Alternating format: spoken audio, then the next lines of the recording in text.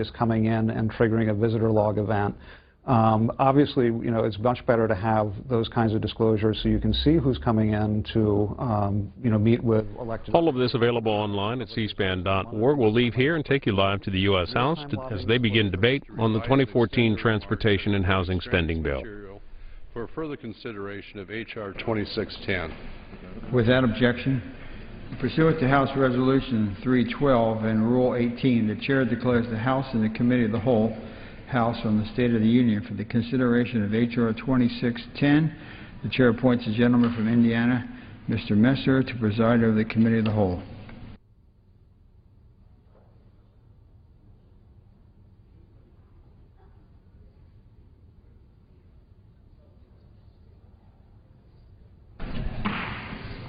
The House is in the Committee of the Whole House on the State of the Union for the consideration of H.R. 2610, which the clerk will report by title. A bill making appropriations for the Departments of Transportation and Housing and Urban Development and related agencies for the fiscal year ending September 30th, 2014, and for other purposes. Pursuant to the rule, the bill is considered read for the first time. The gentleman from Iowa, Mr. Latham, and the gentleman from Arizona, Mr. Pastor, each will control 30 minutes. The Chair recognizes the gentleman from Iowa. Thank you, Mr. Chairman. I yield myself as much time as I may consume. The gentleman is recognized. Mr. Chairman, today I present H.R. 2610, a bill providing fiscal year 2014 appropriations for the Department of Transportation, the Department of Housing and Urban Development, and related agencies. The THUD bill conforms with the 302B allocation of $44.1 billion in budget authority and is in line with the House budget of $967 billion. Under such an allocation, we prioritize programs and spending, and we're able to achieve three very important funding goals. First, meet the OBLIM funding levels for the MAP 21, the authorization bill, the highway authorization bill, keep the commercial airspace running smoothly, and preserve and renew housing option for all HUD-assisted families under lease in fiscal year 2014. Mr. Chairman, I imagine today we're going to hear a lot about the budget and the sequester, and I'll tell you I agree. We need a deal. We need a deal that resolves the irresponsible meat-axe approach to the sequester and provides a top-line budget number that addresses concerns about taxes and spending. But the Budget Control Act is the law, and no matter what number we'd like to write this to, the law gives us $967 billion to fund the government. You get there either by across-the-board cuts or by prioritizing the funds available.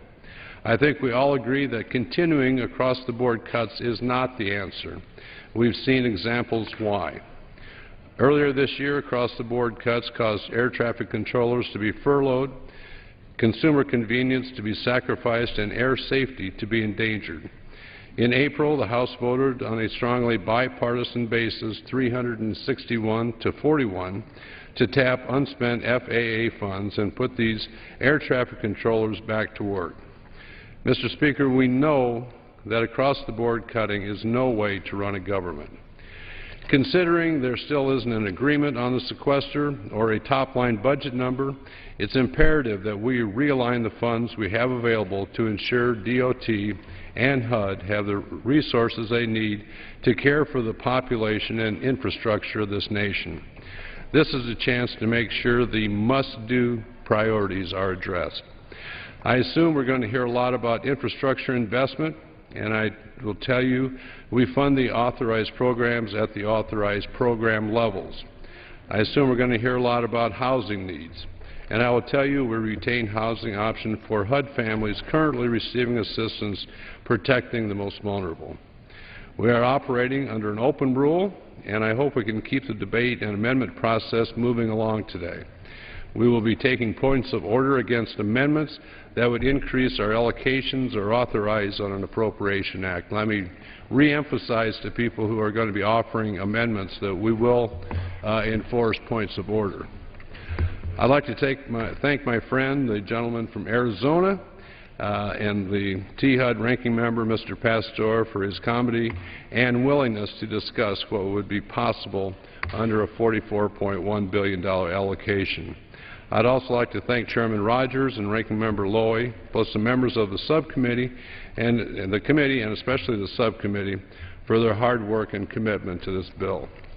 And speaking of subcommittee members, I'd like to give a special word of congratulations to a new and valued member of the Appropriations Committee, the gentlewoman from Washington, Ms. Jamie Herrera Butler, and her husband Daniel, recently welcomed their first child, a beautiful baby girl, into their family. This sweet girl is a miracle and a testament to the faith and hope that her parents have carried over recent months. We offer our continued prayers for the strength, the wisdom of their doctors, and the joy of this new family. Mr. Chairman, I reserve the balance of my time. The gentleman reserves. The gentleman from Arizona is recognized. Mr. Chairman, I ask unanimous consent to revise and extend my remarks. Without objection. Mr. Chairman, I yield myself such time as I may consume. The devastating impacts of the Ryan budget are in full display in the fiscal year 2014 Transportation, Housing, and Urban Development and Related Agencies bill. My good friend, Chairman Tom Latham, was given an impossible allocation of $44.1 billion. This is $4.4 billion below the fiscal year 2013 sequestration level and $10 billion below the level included in the Senate bill. As a result, the FY 2014 bill makes deep cuts to a number of critical transportation and housing programs. Within the Department of Transportation, the bill cuts the programs and activities of the Federal Aviation Administration by $756 million below the FY 2013 CR level. While the bill provides enough funds to avoid additional furloughs, it is unclear whether FAA will be able to completely lift the hiring freeze that has been in place during this fiscal year.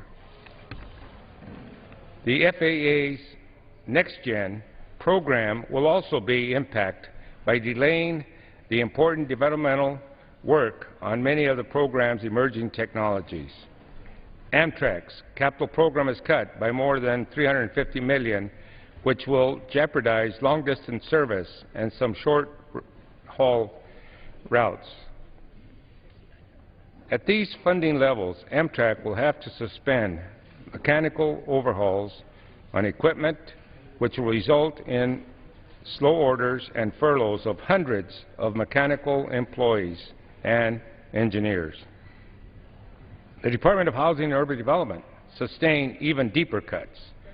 The bill reduces funding for CDBG, Community Development Block Grant Program, to $1.6 billion, which is the lowest level since the program was created in 1975.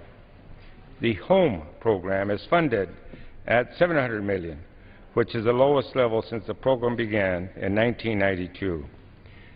The bill funds Public Housing Capital Fund at its lowest level since 1987, adding more than $1 billion in deferred capital maintenance to an existing $26 billion maintenance backlog. In closing, I do want to commend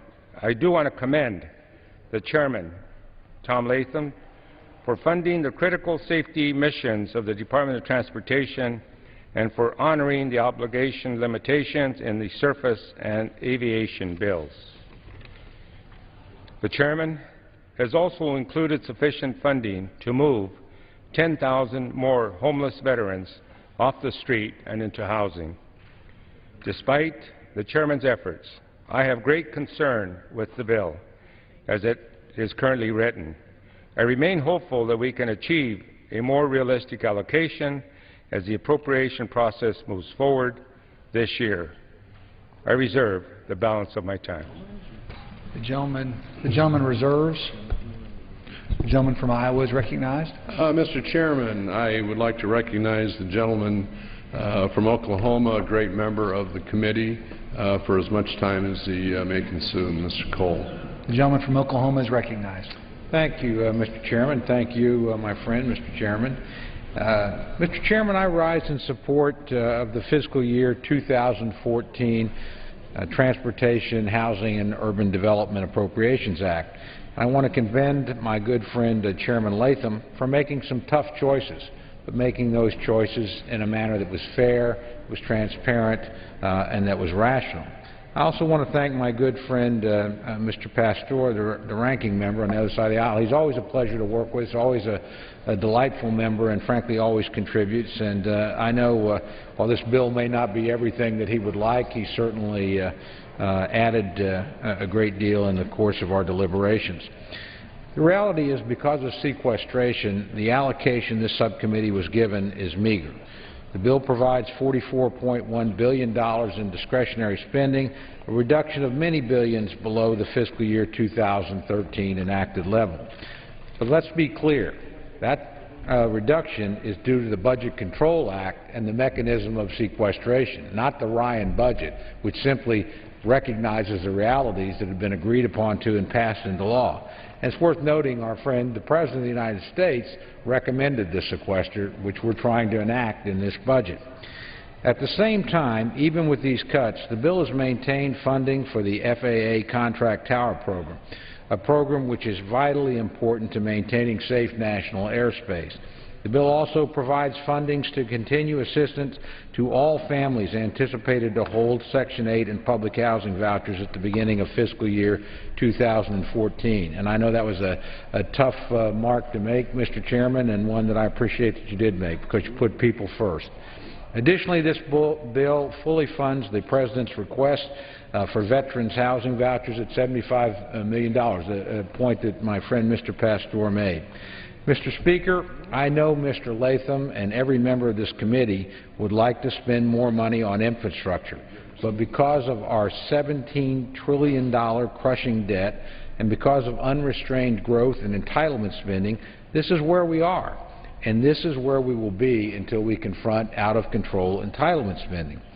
Many of my friends on the other side of the aisle seem to reject this hard reality. Some believe we will never have to balance our budget. Some believe that trillions of dollars in additional tax increases are the solution. And some think that we don't need to make any changes in our entitlement programs. That approach, in my view, simply won't work. The deficit we have is far too high. But it is less than half of what it was when Republicans retook the House in 2010. That's progress. But more progress will need to be made until America actually balances its books, and that, I believe, will set the stage for faster, more robust economic growth. I certainly pledge to work with my friends on both sides of the aisle to find a compromise that will allow us to make vitally important investments while still lowering the deficit. But that compromise must involve entitlement reform. Until then, we frankly will continue to see important programs such as the ones in this bill starved for investments that they need. So we need to get on to that bigger deal that my friend Mr. Latham talked about, and I think the product of that deal will be much more robust appropriations for this particular subcommittee. With that, Mr. Chairman, I yield back. The gentleman yields back. The gentleman reserves. The gentleman from Arizona is recognized. Mr. Chairman, I would yield 5 minutes to the gentleman, my colleague, Mr. Price, Congressman Price. 5 minutes. Okay. The gentleman from North Carolina is recognized for 5 minutes. Mr. Speaker, I thank my colleague for yielding. I want to commend both the chairman and the ranking member on their hard work on this bill. But I nonetheless am rising in strong opposition to this bill. It's just impossible. We call it the THUD, or the THUD bill. Well, the bill makes about the same sound as it spells, thud. The majority's bill says of our transportation and infrastructure commitments, we don't care if the wheels fall off. It says of our housing and development commitments, we don't care if the roof caves in, thud. Now, I appreciate the hard work of the members of this subcommittee, the hard work of the dedicated staff on both sides of the aisle, but the funding levels included in this bill are just unacceptable. They're impossible. The 302B allocation received by this subcommittee is 15% lower than it was last year, and that was already low. It's 19% below the Budget Control Act. It's nearly $10 billion below the level that the Senate is considering in the same bill. This funding level reflects the reckless discretionary spending caps adopted by the House majority in the Ryan budget resolution, which not only locked in sequestration, it doubled down on sequestration in order to shelter Defense and Homeland Security bill from the cuts.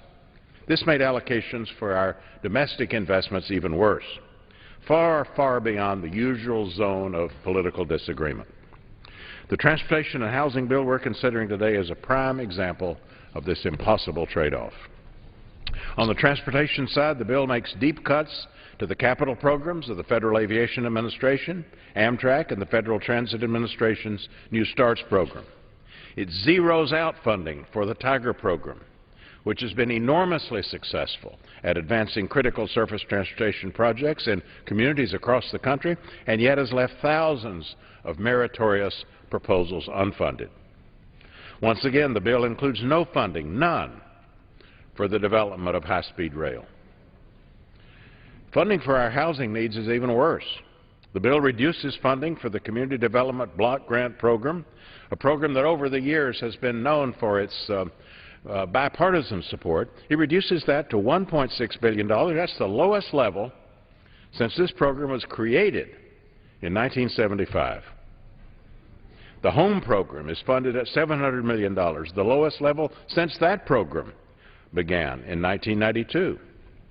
And the bill rescinds funding for the Choice Neighborhoods program, the successor program of Hope 6, and that means the bill lacks funding for any comprehensive housing revitalization program whatsoever. During the Appropriations Committee markup of this bill, Democrats offered a series of amendments to restore these damaging cuts and produce a bill that more adequately meets our nation's critical housing and infrastructure needs. All of those amendments were rejected on party line votes. Mr. Chairman, perhaps the most tragic and disappointing fact about this bill is that the cuts it imposes could have been avoided if the Republican leadership would only appoint budget conferees to go negotiate with their Senate counterparts to negotiate a long-term deficit reduction deal that would lift sequestration and preserve vital investments in our future. Alternatively, Republican leaders could reconsider their refusal to talk with the President. That offer from December still stands.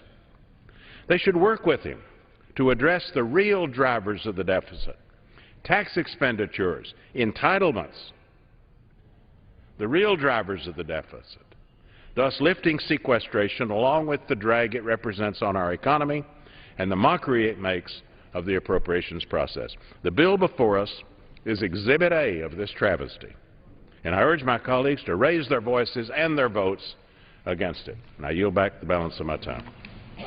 The gentleman yields back. The gentleman from Arizona reserves. The gentleman Mr. Chairman, from I reserve my time.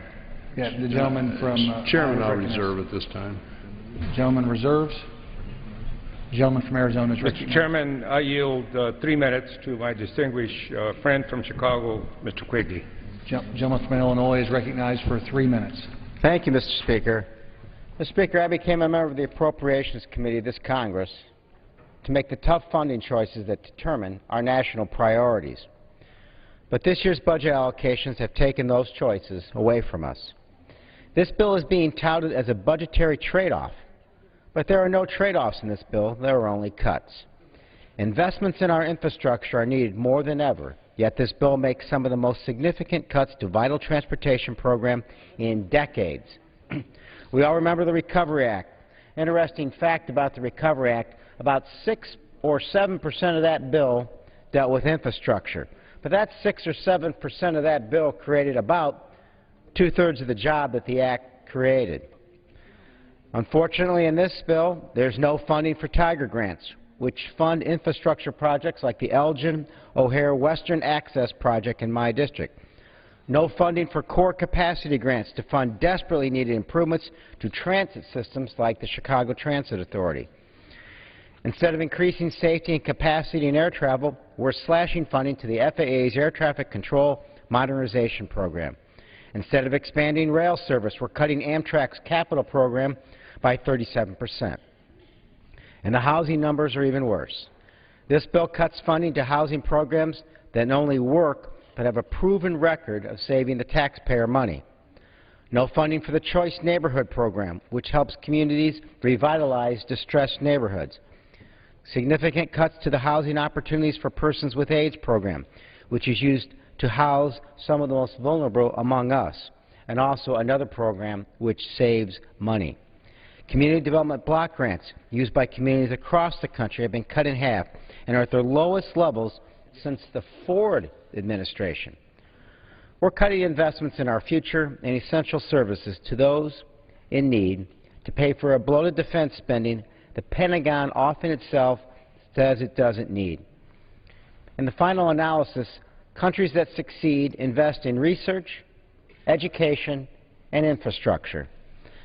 Mr. Speaker, we are cutting all three. I join this committee to make the smart funding choices that will propel our nation forward. But this bill does just the opposite. I urge my colleagues to vote no, and I yield back. The gentleman yields back. Gentleman from Arizona. I continue to reserve. Okay, the gentleman reserves. Gentleman from Iowa is recognized. Thank you, Mr. Chairman. Let me just inquire, does the gentleman have any more speakers? I think we have Mr. Visklosky. I'll reserve then. The gentleman from Iowa reserves. Recognize the gentleman from Arizona. Mr. Chairman, I will yield as much time as he will consume to Mr. Visklosky from Indiana. The gentleman from Indiana is recognized for as much time as he shall consume.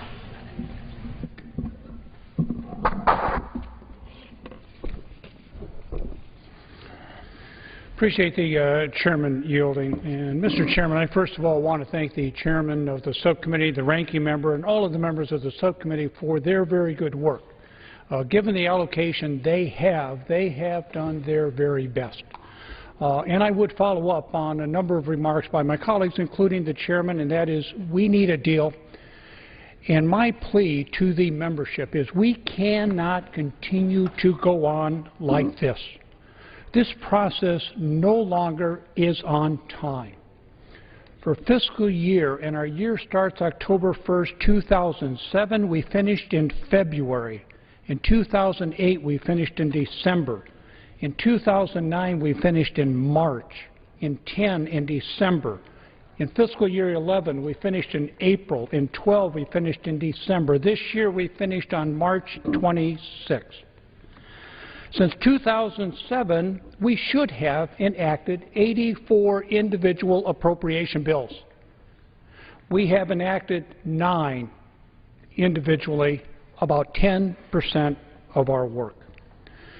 And unfortunately, the body has made the work of this subcommittee, the full committee, and the other 11 subcommittees very difficult. For fiscal year 2013, our committee was given a target in the summer of 2011 under the Budget Control Act. The target was changed under a resolution passed by the House for the budget in the spring of 2012. The target was changed again on January 1st, 2013, and subsequently we had sequestration. My plea to the general membership is please just give this exceptional committee one target and let us do our work. I also am fearful because we are operating most agencies, including the Department of Transportation, Department of Housing and Urban Development, under a continuing resolution that for the vast majority of my colleagues, it makes no difference. You wouldn't run your house, you wouldn't run your business exactly the way you did last year. We made these agencies wait 7 months to tell them they can keep doing the same thing for another 5 months, and on October 1st of this year, we're going to do it again. Some people say we're spending too much money. I agree, which is why I have actually brought a chart to the floor. We balanced the budget under President Nixon in 1969 for 1 year. We balanced the budget for 4 years under President Clinton. During those years, federal spending was about 18.9% of GDP. For fiscal year 11, 12, and 13, it was about 22.7. The response of this body is we will do the Budget Control Act and we will have mindless sequestration and treat all discretionary accounts the same. Some people say we don't have enough revenue. They're absolutely right. When President Nixon and President Clinton balanced the budget for those 5 years, revenue was 20.1% of GDP. Today, it is 16.2%. We had a bill passed on January 1st that effectively now has limited us as far as any future revenue. And I would point out 204 members of this body voted for that bill in a bipartisan fashion, and 219 members of this body today in a bipartisan fashion voted for the Budget Control Act, even though most of them complain about sequestration. And today we have the allocations this great subcommittee is faced with, and we are pounding our discretionary accounts.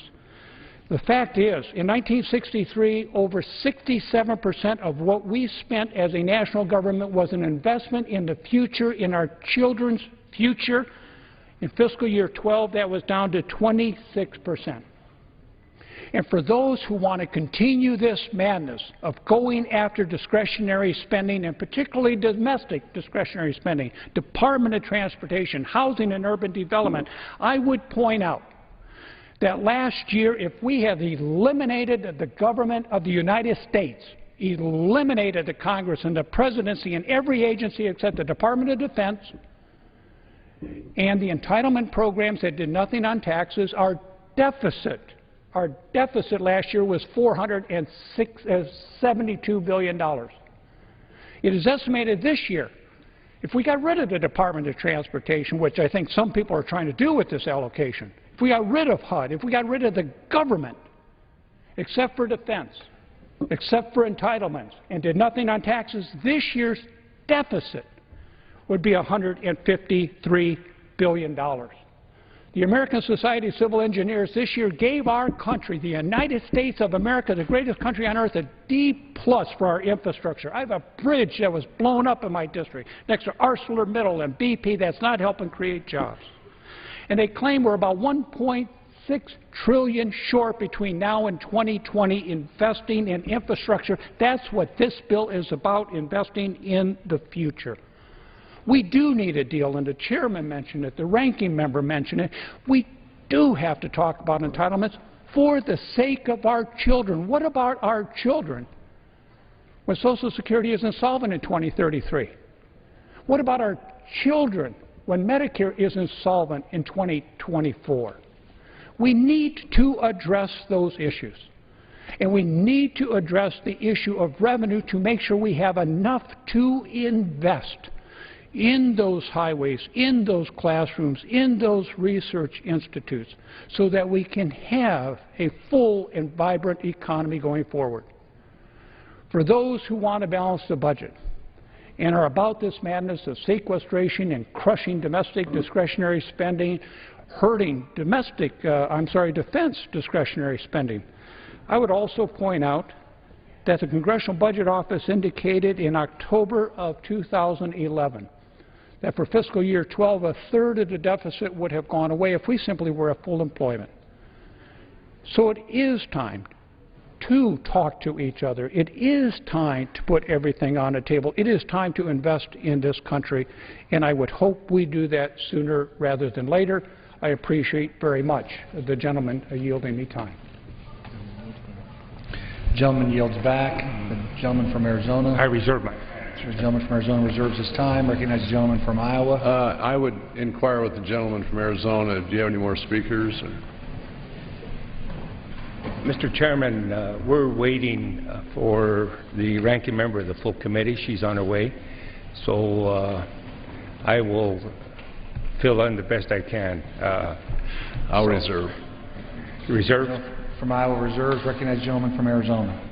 First of all, I want to thank my colleague, Mr. Visklosky, who is the ranking member on the Defense Appropriations, for his excellent presentation, and also I join him in making that request to our leadership, both the majority and the minority, that we began the conversation. We only have a few days before September 30th rolls around, and so I would hope that we take his comments seriously and get to work and continue the process of the appropriation and lift the sequestration. And Mr. Chairman, at this time, I would yield to the distinguished ranking member of the full committee, Ms. Louie, as much time as she may consume. Thank you, Mr. Chairman. The gentleman lady from New York is recognized. Thank you. Mr. Chairman, what a difference a year makes. Last year, Chairman Latham put forward a responsible bill that invested in our nation's infrastructure and the housing needs of our most vulnerable citizens. The bill we consider today, which is $7.7 billion below the FY 2013 CR level and $13.9 billion below the President's request, is a stark contrast. For example, last year's bill funded Amtrak's capital program at the highest level ever. This year's bill funds Amtrak at the lowest level in a decade, which will likely cause furloughs of mechanical employees and slower service. Last year, the chairman spoke out against an amendment offered by Mr. Chaffetz to cut the CDBG program to $2.95 billion, still $1.3 billion higher than the level in this bill. Member after member on the majority side spoke out against the cut, noting how important CDBG was to economic development in cities and states across the country. In fact, 17 Republican appropriators, including Chairman Rogers and Chairman Latham, helped to defeat this wrong-headed cut by a vote of 157 to 267. What changed?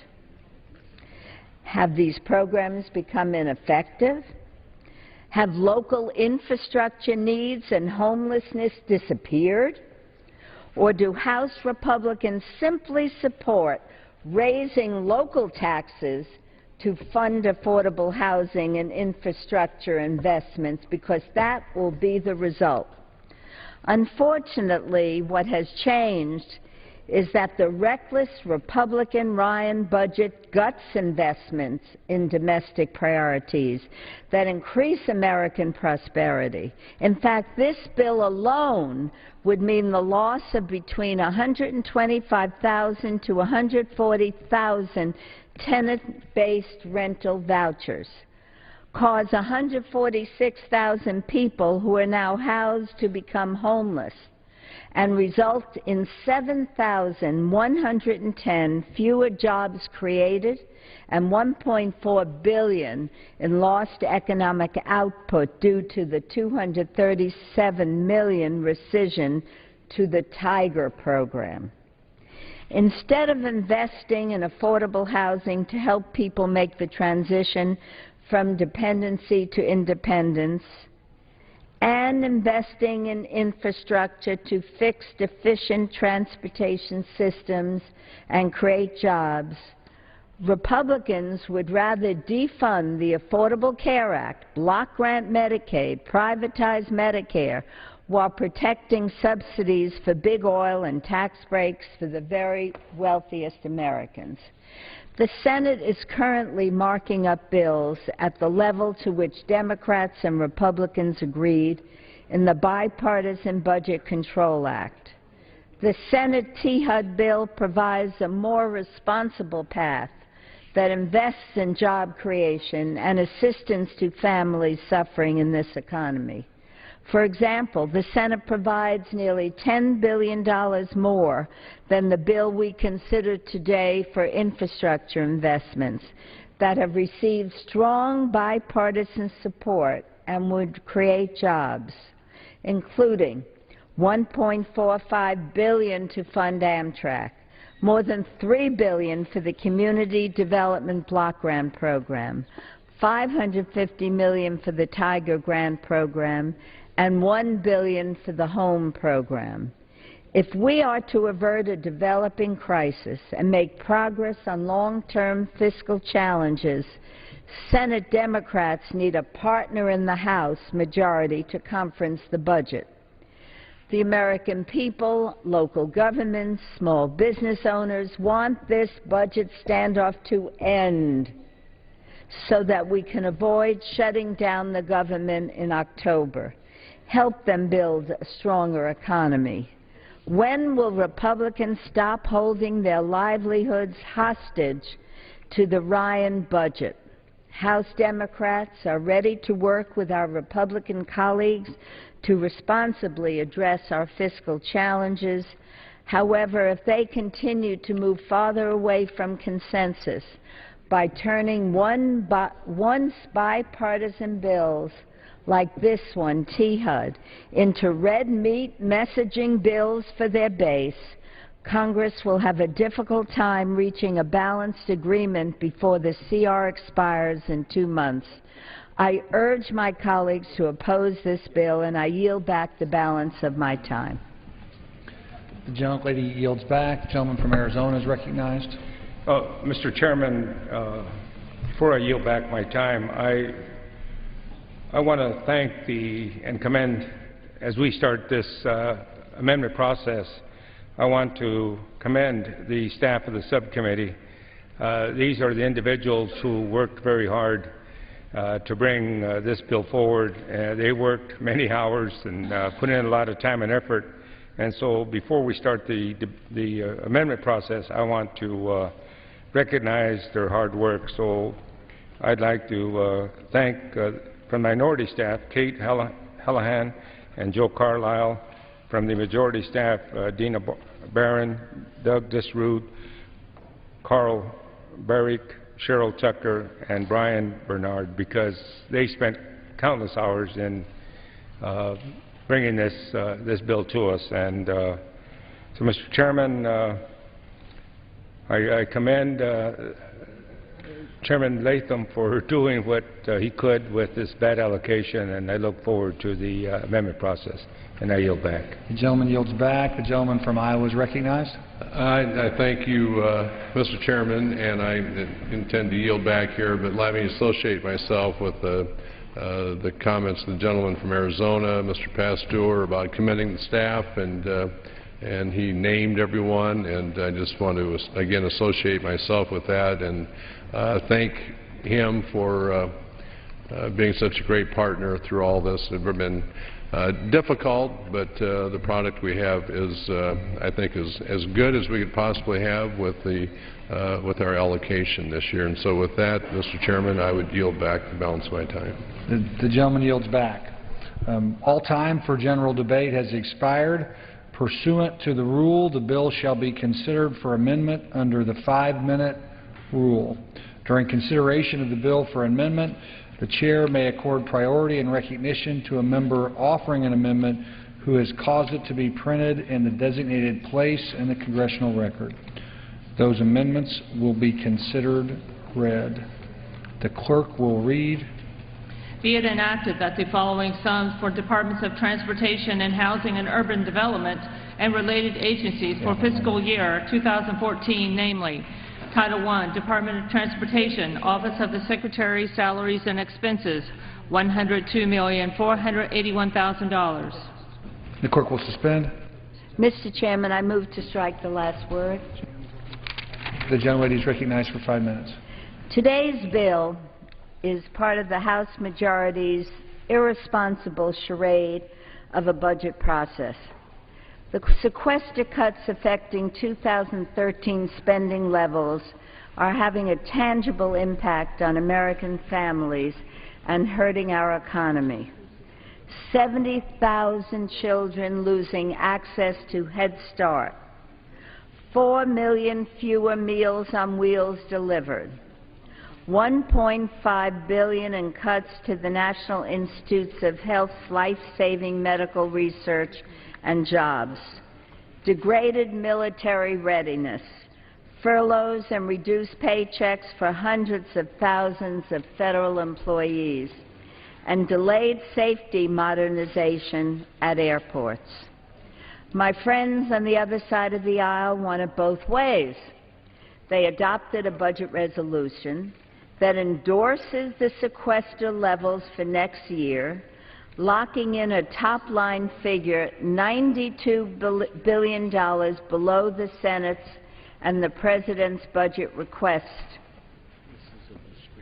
while they pretend they fixed the sequester for defense. They cut more than required on the domestic side and did nothing to shield defense programs from legally mandated cuts under sequestration. If the House bills are enacted, defense will be cut $48 billion in January as a result of the sequester, because the majority has not enacted legislation to stop it. $48 billion, when General Dempsey has made it very clear to those of us who've had recent talks with him that our readiness is at stake. The Republicans allocated more adequate funding to the initial bills to fund military construction, Veterans Affairs, Defense and Homeland Security. The remaining bills have quickly revealed the Republicans' thoroughly inadequate investments to sustain job creation and invest in America's future prosperity. Perhaps no other bill's programs mean as much to the communities in our district as the bill we are considering today. Yet it guts affordable housing and community development, underfunds rail, air, and road transportation networks. The same majority wrote a very different bill last year that reflected an understanding of the impact these programs have on our economy and Americans' livelihoods. Compare the House bill to the Senate version, which is almost $10 billion higher. 73 senators, including 19 Republicans, voted to proceed to floor debate. The House bill, on the other hand, was reported from committee on a straight party line vote. I would be hard-pressed to find a better example of fiddling while Rome burns than the House majority's budget and appropriations process this year. They continue to trot out bills despite White House veto threats, despite even worse sequestration cuts right around the corner. I've asked at our committee to suspend our markup until we conference a budget resolution with the Senate so that we can negotiate a reasonable top line for the appropriations process. There is no sense in the House proceeding alone with levels totally unacceptable to the White House and the Senate. Yet we will be here late into the evening again considering amendments to a bill that is going nowhere. When the House returns after the August recess, we will have only 9 legislative days until the end of the fiscal year. 9 days to negotiate a path forward. 9 days to avert a government shutdown. 9 days to do the jobs we were sent here to do, work together to invest in America and build up our economy. I genuinely hope our majority will be prepared in the fall for the necessary compromise these negotiations require, because this bill shows they are not prepared for responsible governance today. The gentlelady yields back.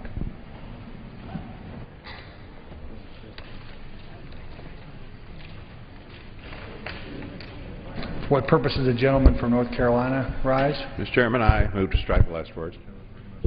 The gentleman is recognized for 5 minutes.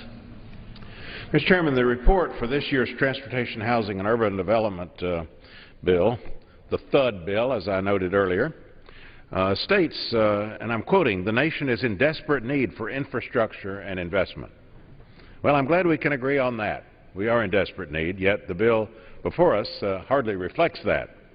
It chooses to prioritize spending cuts over putting Americans back to work, and it's part of a budget process that places anti-tax ideology above all and refuses to address the main drivers of the deficit, instead simply doubling down on sequestration, making sequestration even worse with respect to the domestic bills so as to give some measure of protection to defense. It's an atrocious process, and this bill is Exhibit A for this travesty. Now, we all know America's surface transportation network is essential for moving goods and services, as well as people, in an efficient manner. Unfortunately, that transportation system is becoming increasingly outdated, ineffective. The American Society of Civil Engineers recently gave America's infrastructure a cumulative grade of D. Congestion, aging trains and roads, thousands of structurally deficient bridges. They're imposing real costs on the American people and on the American economy. It's estimated that Americans spend 4.2 billion hours a year stuck in traffic. I can testify to sharing that experience last Sunday. This costs the economy $78.2 billion annually. Poor condition of our roads costs motorists another $67 billion in repairs and operating expenses. The civil engineers stated that, quote, current spending amounts to only about half of the needed investment. Instead, similar to the proposed Ryan budget, the Republican fiscal 2014 THUD bill would underfund programs that provide critical investments in transportation alternatives and smart growth, providing about $2 billion in total for transit program, which is about a 17% cut from last year. The bill would completely eliminate funding for the overwhelmingly popular, wildly successful Tiger Grant programs, which invest in multimodal projects, including roads, bridges, transit, high-speed and intercity passenger rail, freight rail, bicycle and pedestrian facilities, and ports. These things that promise to achieve critical national objectives and make our communities more livable and more sustainable. On top of that, the bill would even rescind funding for the fiscal 2013 Tiger Grant program that's already underway, the grant process. The bill also decreases funding for the Federal Transit Administration's New Starts and Small Starts program, the primary source of federal support for major transit capital projects that are locally planned and implemented and operated. They're critical for leveraging local investment to implement transit alternatives. And then, for yet another year, the bill provides $0 for development of high-speed rail corridor development. I speak as representative of a state where that high-speed rail development between Raleigh and Charlotte is well underway, of great promise. And yet this bill is denying further resources, denying that kind of support for other parts of the country. Our nation has a major competitiveness gap in this area. These investments make sense. Sometimes you have to spend some money to make some money. And high-speed rail investments have an impact, a synergistic impact. They upgrade our rail infrastructure. They improve the mobility of goods and people, and they create jobs. And finally, Amtrak. This bill is pathetic with respect to Amtrak. Only $950 million total. Of this, only $600 million goes to the capital account. That's a 37% reduction from last year, more than $1 billion less than this year's administration request for capital. Well, you can figure out how this is going to work. You subtract from that amount Amtrak's required mandatory debt service, that's $200 million. Safety critical work and inspections and maintenance mandated by federal law, that's another $200 million. New equipment expected to be delivered this year that will add capacity and improve returns on long-distance trains, that's $100 million. So you'll see where that money's going. leaves almost nothing for capital investment in the national system, including improving accessibility for passengers with a disability. And you know, when you're cutting things this closely, it means the work you're going to do is going to be done less efficiently. Amtrak will have problems to fix problems only as they occur. It'll defer major work. That's bad policy. It's bad economics. If Amtrak deteriorates, service will suffer. Revenue will suffer. Amtrak's costs will go up, and that'll eventually be reflected in higher appropriations needs in the future. Mr. Chairman, transportation investments help improve the mobility of millions of Americans and provide alternatives to congested roadways. They foster the development of more livable communities. It is absolutely penny wise and pound foolish to shortchange these investments. I urge defeat of this bill. The gentleman yields back. For what purpose does the gentleman from New York arise? Mr. Speaker, I'd like to strike the requisite number of words. Okay, the gentlelady recognized for 5 minutes. Thank you very much, Mr. Speaker. By gutting investments in transportation and housing, the majority is proposing to bring the nation backward at a time when we must be building the infrastructure needed to compete and win in a competitive global economy. For example, with today's legislation, the majority is proposing to slash the Community Development Block Grant Program by almost half. These cuts would be devastating to the working poor in communities like Rochester, New York, which I represent, where block grants provide housing assistance and investments in neighborhoods that are woefully underserved. Furthermore, the majority is proposing to gut the investments in infrastructure projects, and particularly passenger rail. They do so at a time when rail ridership continues to grow across the country. In Rochester, the Amtrak ridership has been increased by 89% since 2008. Despite the fact that decades of underinvestment have resulted in aging rails, delayed trains, we have to sidetrack to let the freight go by, and a crumbling train station. Now, I want to say something about this train station. It was built over 45 years ago as a temporary train station. It has not, in all these years, been ADA compliant. You cannot imagine what it is like to get somebody in a wheelchair from the station up onto the train, or to watch a mother with a stroller struggle to get up there because it's impossible to do. Now, 144,000 people went through that railroad station last year, and they deserve something more like the 21st century. I fought years to improve the train travel, and we are finally getting to build, with a Tiger grant, a new intermodal station in the heart of the city. Like countless other cities and towns, our work has been supported by federal Tiger grants, which have provided vital support in modernizing the city's infrastructure. The funding is allowing Rochester and countless other communities to build the roads, rails, and runways we need to compete for the jobs of the future. But we cannot allow that to happen if we cut out the very means by which we fund them. Ridership, as I said, on Amtrak's high-speed Acela, which I wish we had, we've only got one sort of high-speed rail in New York, continues to reach record heights, and states like California and Illinois and North Carolina are already building high-speed rail lines. They're terribly important. As co-chair of the bicameral Congressional High-Speed Rail Caucus, I'll soon be joined today by fellow members who will realize the incredible value of Amtrak and the nationwide passenger rail to our country. The truth is that our rail system reaches throughout our economy and supports tens of thousands of jobs. The bill before us today endangers those jobs, including the jobs of 20,000 Amtrak employees and the private businesses who sold $1.3 billion worth of domestic goods and services to Amtrak last year. As my colleagues will tell you, endangering jobs today in our economy is a recipe for failure at a time when this infrastructure really needs to be upgraded.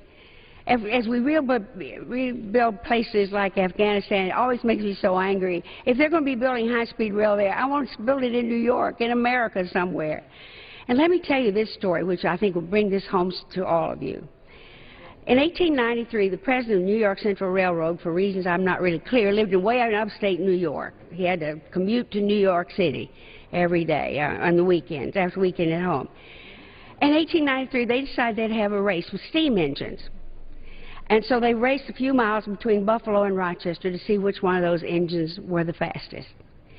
Mr. Speaker, they set a world record by traveling at 112.5 miles an hour. between Rochester and Buffalo.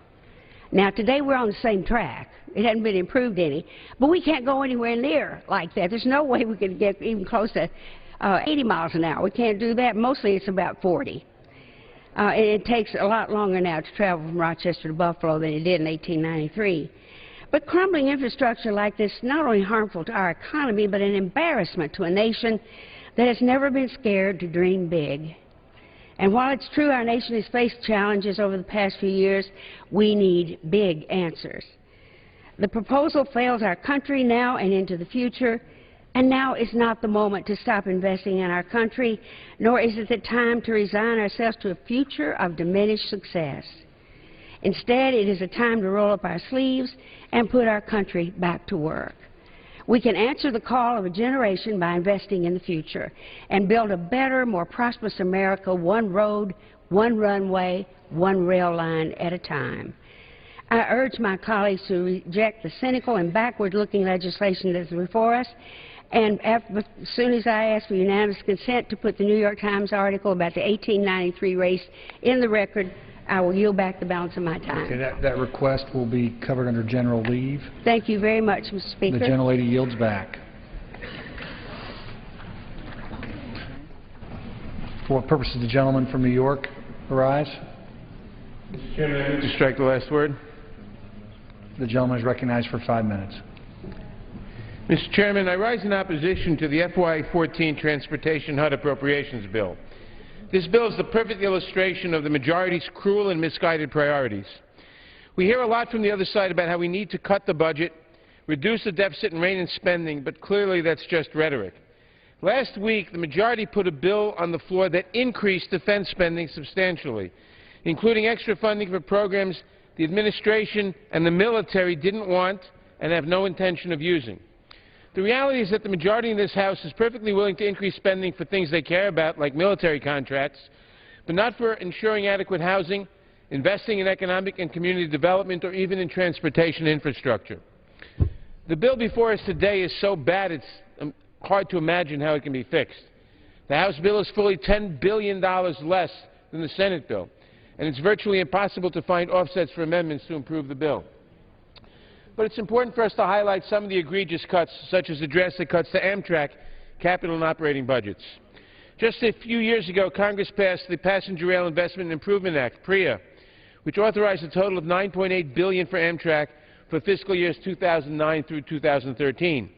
But the actual appropriations for Amtrak over this time period were $2.5 billion below the authorized amounts. There's no question we need to invest more in our railroads. A working group for the National Surface Transportation Policy and Revenue Study Commission reported that the total capital cost estimate of establishing a national intercity passenger rail network between now and 2050 would be about $357 billion, or a little over $8 billion annually. We're nowhere near that, and the bill before us today takes us in exactly the wrong direction. This bill slashes Amtrak's capital program by 37% and Amtrak's operations by 25% from last year's enacted level. These funding levels would have a drastic impact on Amtrak's ability to maintain service. Once you take into account Amtrak's financial obligations, such as contract payments and federally mandated safety work, Amtrak would have only $100 million to cover the investment needs of the entire system. The Northeast Corridor alone requires about $780 million per year to address long-standing state of good repair needs. And Amtrak will have to defer maintenance, which will cause service delays and interruptions and increased costs in the long run. This is idiotic. I know some people are Amtrak haters, no matter the facts, but here are a few more facts that are noteworthy. Commuter lines on the Northeast Corridor carry 235 million passengers every year. These are mostly business travelers who rely on Amtrak's rail, the rail that Amtrak maintains, to get to work on the commuter rail systems and reliably and to foster economic growth. If Amtrak cannot maintain the rails adequately, all these commuter rail systems around all our major cities will stop being efficient, will stop being able to transport their people. Amtrak employs nearly 20,000 people in 46 states. Amtrak employees paid more than $64 million in state and local taxes last year. Amtrak did business with suppliers equaling about $1.3 billion last year. Cutting funding for Amtrak jeopardizes all of this economic activity, and all the good-paying jobs associated with it. It will ultimately cost taxpayers a lot of money in the long run. Amtrak provides a vital service to communities all around the country. We should be increasing investments in Amtrak and in developing intercity and high-speed rail. This bill includes no funds whatsoever for the Tiger Grant program. In fact, it rescinds $237 million in previous Tiger funds. And the bill includes no funding for the projects of national and regional significance account, which is authorized under the MAP 21 bill that we passed last year, but is now subject to general fund appropriations. The New Starts program will fund some new transit projects, but that account is cut as well. And there's only enough funding to maintain commitments to projects currently in the pipeline. So there are essentially no programs to fund any new construction of major transportation projects. The majority has offered no solutions for how to invest in future economic growth, to facilitate interstate commerce, and to maintain our global competitiveness. I urge my colleagues to reject these disastrous cuts to Amtrak, these disastrous cuts to Tiger, and to general infrastructure, and to support moving us back toward an intelligent transportation policy. I have to urge a no vote on the FY14 Transportation HUD Appropriations Bill. Later in this debate, I'll discuss the equally disastrous cuts in community development block grants as just another example of how this bill is dismantling the United States. I thank you. I yield back. For what purpose does the gentleman from Pennsylvania rise?